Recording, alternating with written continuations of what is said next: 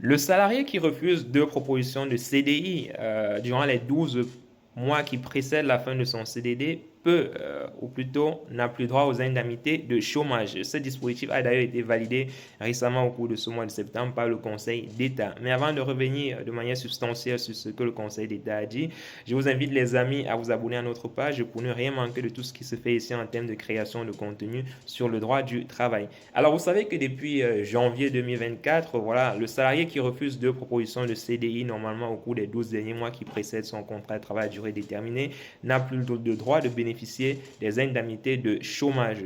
Voilà, donc si la première fois l'employeur lui propose un CDD, il refuse, une deuxième fois on lui propose un autre CDD, il refuse, normalement l'employeur doit informer France Travail de ce refus-là. Et France Travail à son tour doit informer le salarié des conséquences de ce refus, tel que voilà, le décret le prévoit.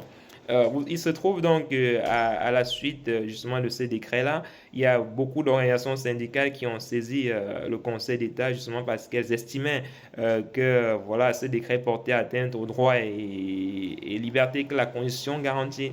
Ils ont estimé notamment que les indemnités de chômage, c'était un droit qui était constitutionnellement garanti et donc on ne pouvait pas mettre fin à ce droit ou porter atteinte à ce droit par le biais d'un décret.